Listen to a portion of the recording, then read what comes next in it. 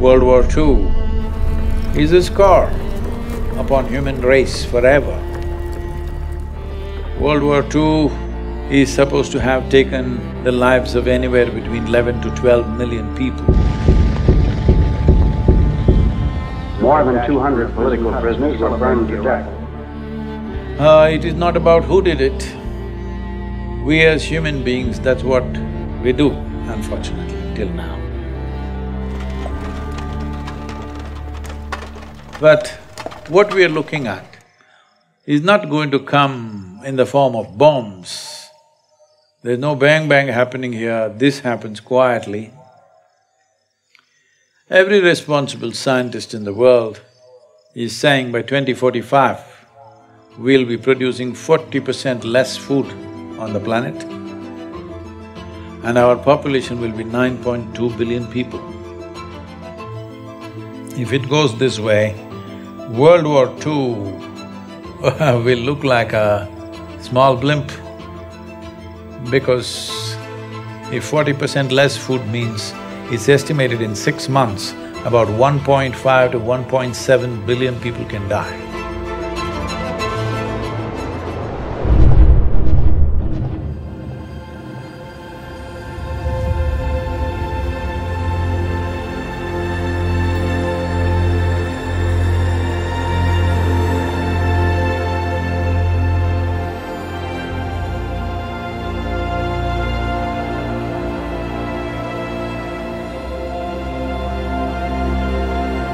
Climate change, food security, nutrition security, water quality, water renewability, biodiversity, land grab, political stability.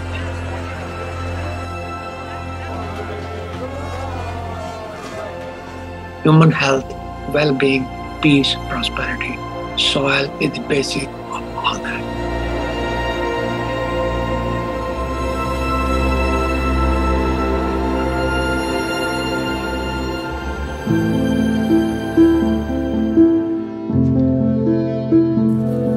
Soil is a basic entity on which all terrestrial life depends. 95% of all the food which is consumed by human comes from soil.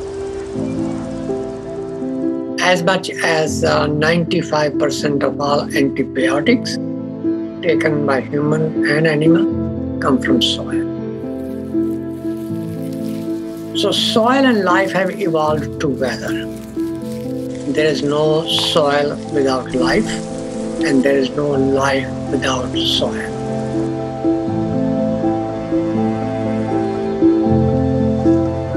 In a handful of soil, there are over 5 to 7 billion organisms.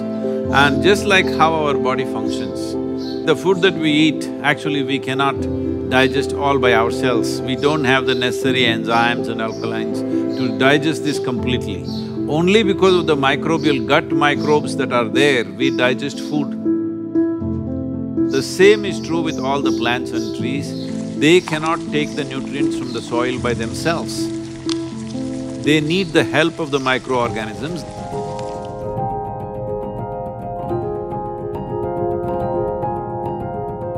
Good guy bacteria, good guy fungi, protozoa, nematodes, microarthropods, earthworms, incatriids, all of those organisms are required to have a good, healthy soil so your plant gets the balance of everything that it needs every second of every day.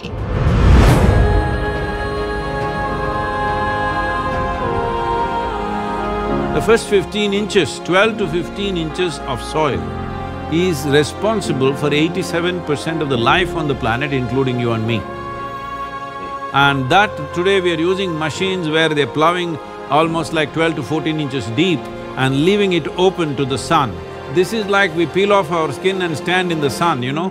You will be screaming. That's exactly what the land is doing. Land is screaming, but nobody's hearing.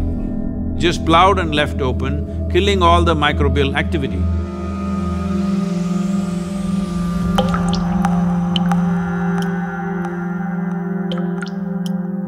See, right now, the organisms here, the only food they can eat is organic content. where will the organic content come from? Here you see all these leaves, dry leaves falling down. We won't pick it up nor sweep it away. We leave it like that, it'll become part of the soil. It is only the green litter from the trees and other, whether it's grass or bushes, whatever, or the animal waste, which can put organic content into the soil. In normal agricultural soil, the minimum organic content should be between 3 to 6%. The most minimum is 3%.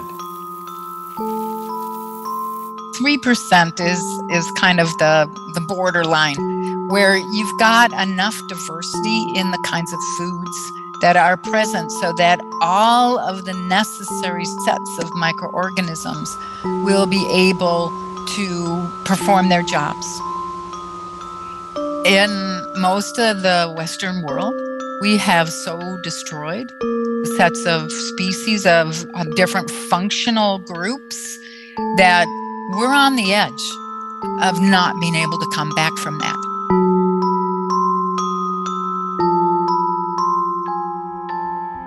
Over 62% of India's soil has organic content less than 0.5%. Entire southern Europe, the soil organic content is just around 1% or below. Over 50% of the topsoil in whole of United States is gone. You heard of dinosaurs going extinct, dodos going extinct, but this is a question of soil extinction. See, this is sand. If you add enough organic content into this will become rich soil. Similarly, if you take all the organic content out of the soil, it will become sand. So this is called as desertification in the world. World's agricultural soils are becoming sand or turning into a desert largely across the world because there is no organic content.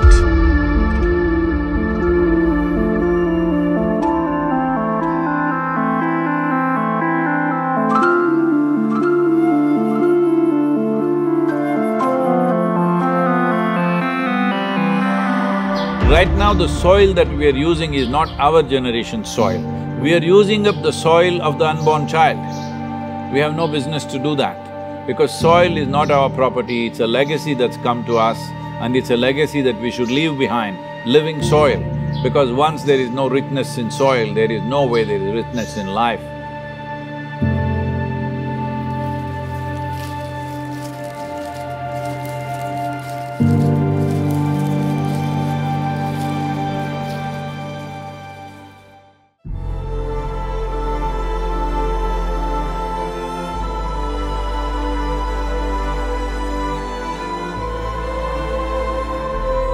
Right now, United Nations statistics say that we may have agricultural soil only for another 80 to 100 crops. This means it is a matter of 40 to 50 years. After that, there could be severe food shortages, and getting rich organic land or soil will become the basis of battles and wars on this planet.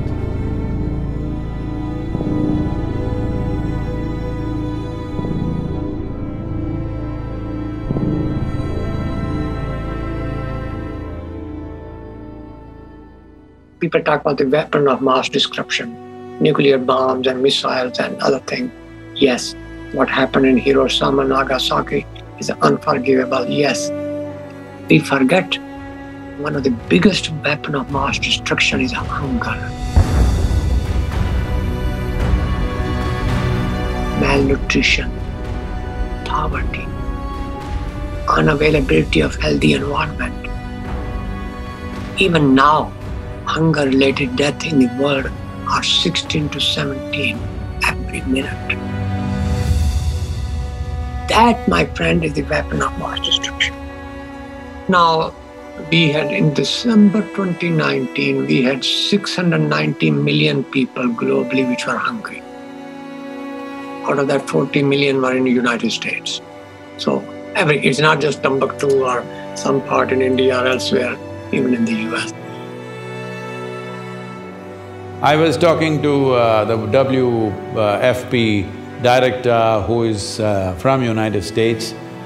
He said that by 2035, there could be severe famines in Chicago and Illinois region because the soil conditions have depleted so badly, it can easily happen. Civil wars are expected. By 2035, 2040, they're expecting many civil wars within countries because not everybody in a given country will have food, so naturally there'll be fights. If 40% less food in India means 40% of the people don't have food, you think they'll just get hungry and sit in a corner? No, they will do things that you can't imagine. You must understand, whole human civilizations have been built only because of the fire of the belly to fulfill this. The same fire which built human civilizations can burn the damn thing down if it is not quenched. Do not underestimate that.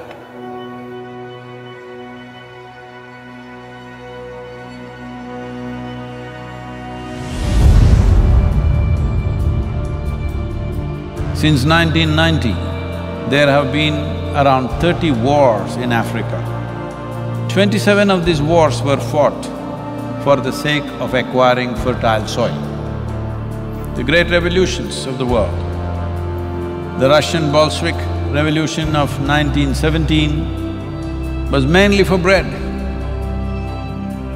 Even their slogan is peace, land and bread. That is the slogan of the Russian Revolution. Food scarcities in France were the main trigger for the French Revolution. What happened in China, you know, the so-called Cultural Revolution, is also because of repeated famines across the country, and once there is no bread on the street, it's easy to light the fuse. If you want peace, everybody must have bread, roti, food. There is no peace if there is no food. It's simple as that.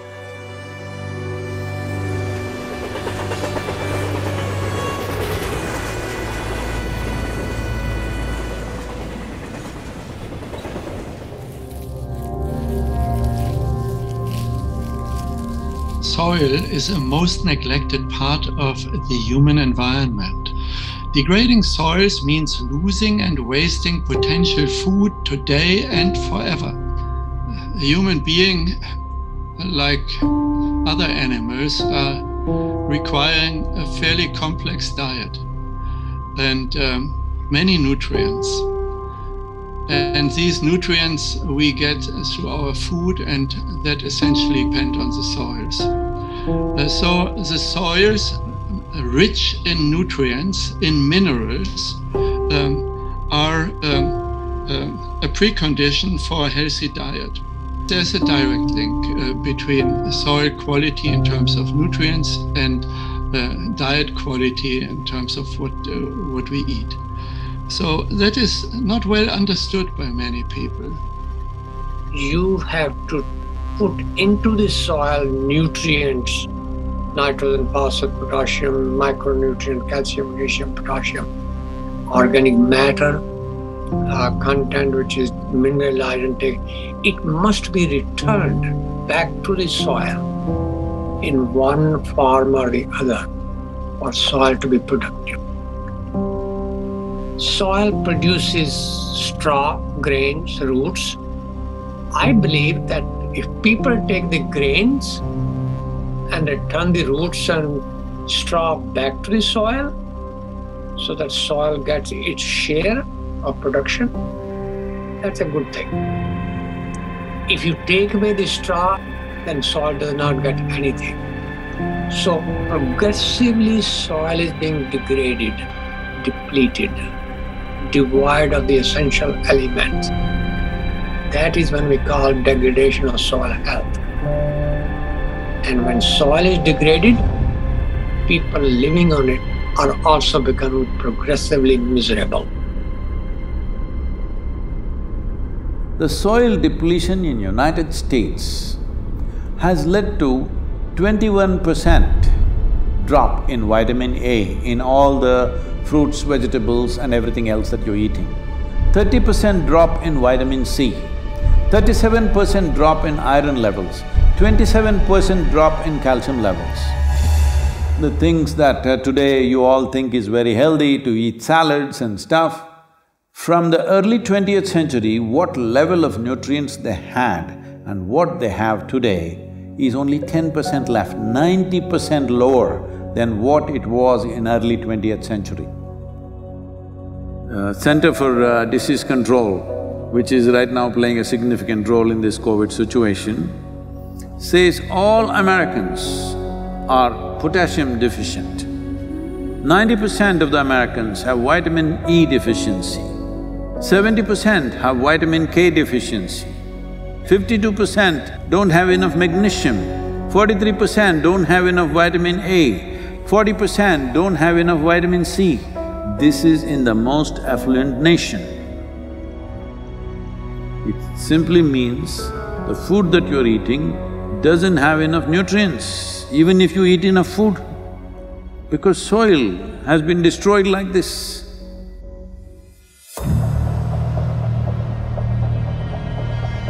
One serious problem that the world is facing right now is, by 2030, it is expected 1.6 billion people will migrate. Out of this, 0.9 billion will come from Africa. See, when people migrate in an unplanned way, what they go through is unbelievable. Especially women and children. What they go through in unplanned migration where they're being dragged through all kinds of unfamiliar terrain, what happens to them is unbelievable. Nobody should face this. All young women like between 14 to 18 years of age, they're being seriously exploited. It is expected that in India, about 220 million people will move to urban centers in the next 8 to 10 years' time. Tell me, in your city, do you have place for another 20-30 million people extra? This will happen in a big way across the world.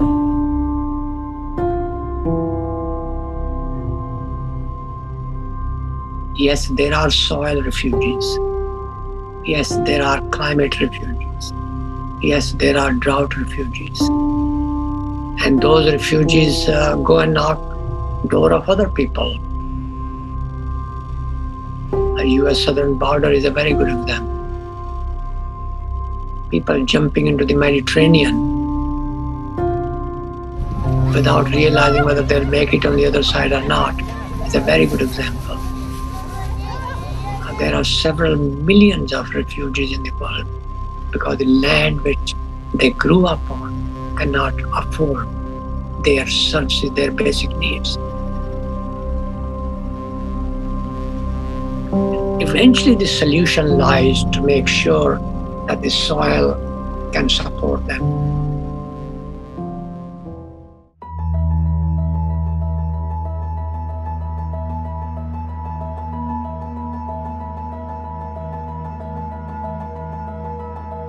There is a very strong link between soil degradation and global issues. For example, climate change. So, current civilization, I call it carbon civilization. Everything we do is based on carbon, fossil fuel-based carbon. And therefore we have depleted also carbon not only from fossil fuel, but also from soil. Maximum amount of carbon was always in the soil, but now a lot of it is in the atmosphere where it should not be. If it gets into the atmosphere, as you've heard of global warming and climate change, all these impacts happen. But nearly 40% of this is happening simply because soil is left open. For this, the main contributor is agriculture or open lands. The same soil which would have taken carbon dioxide and methane from the atmosphere is now releasing it simply because we are leaving it open and there is no life or microbial activity.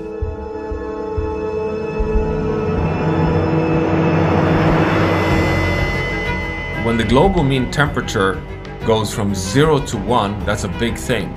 Go from 1 to 2, it's a massive thing. Go beyond 2, you're in a disaster zone. We are now on our way to a warming of 3 degrees Celsius. And we're doing it in a blink of time. I mean, it's just this extraordinary exponential rise of temperature on Earth.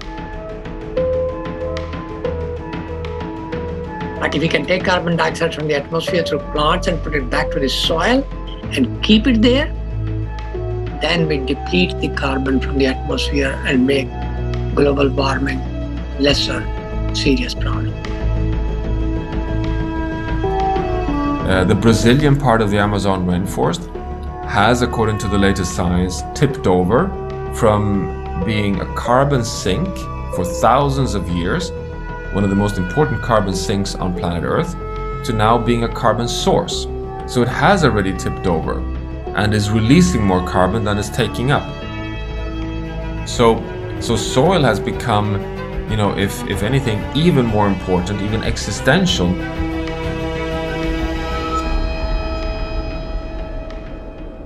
See, the whole life process on this planet is carbon-based. So, the same goes for a blade of grass, the same goes for the coconut tree, the same goes for every other creature on this planet. Essentially carbon. Where is all this carbon coming from? The great miracle on the planet, in the process of evolution of creation on this planet, is photosynthesis. A limitless amount of energy coming there from the sun. Using that, the atmospheric carbon is absorbed and it goes through a whole series of process through millions of microbial life and gets stored in the soil. What gets stored in this way, going through 3 to 4 cycles of microbes, this gets stored up to 1,000 years minimum. We've become a geological force of change. We are at risk of destabilizing not only, you know, local ecosystems and local living conditions, but the entire planet.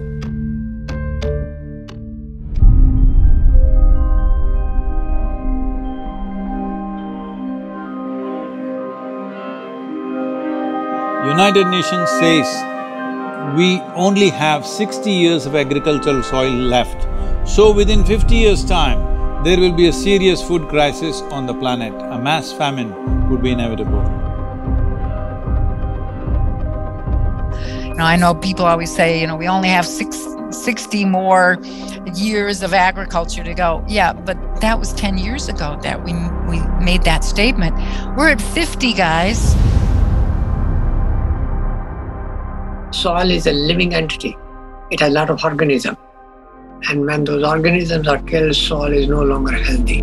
Soil is no longer living.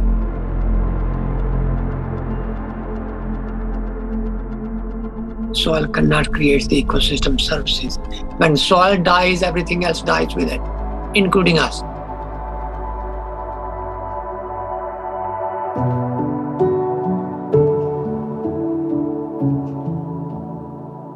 If we start correcting it now, in 15 to 25 years, we can make a reasonable level of correction.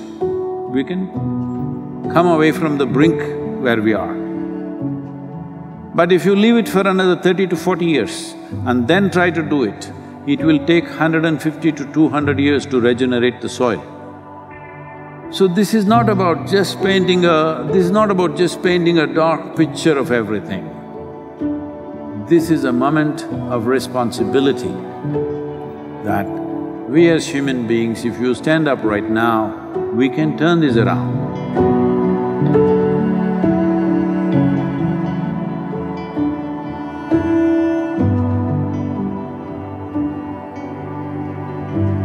Soils is the very basis for biology and human life, but we also know that we cannot destroy nature to feed humanity, because that will threaten the stability of the planet, which means the life support for humans and all species on Earth. So we now need to be caretakers of soil. The cost of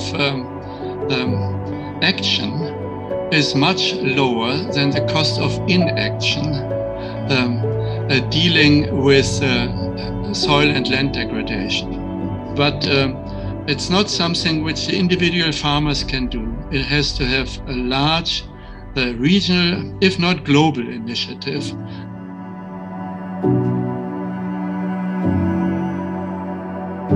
This depletion of soil has happened because we have not put back the organic content back into the soil of what we're taking out. So we're seeing how to get a policy in 192 countries to make this the norm, that if you own agricultural land, minimum 3 to 6% organic content must be there by law. Initially by recommendation, then by incentives, and then by law, by mandatory law, it has to happen. If it's not in the law, then we don't know what they will do tomorrow. That's what we have done, isn't it? From previous generation to this generation, in one generation we've ruined it because there was no law. If there was a law, minimum agriculture content should be… organic content should be there in it, we would have kept it that way. So first and foremost thing is to bring the law. To bring the law, what is needed? This is a democracy. That means people are the power, it's people's power. That's what it means. So there are two very powerful things in your hands right now. One is your vote, another is your microphone. Hello? That means your voice. So this is important. The people of the world have to speak and say, we are ready for long-term solutions, we are ready for long-term commitment, we are ready for a long haul, we are willing to pay the price for the well-being of future generations. This is why the Save Soil movement is not about action, but it's about bringing policy change.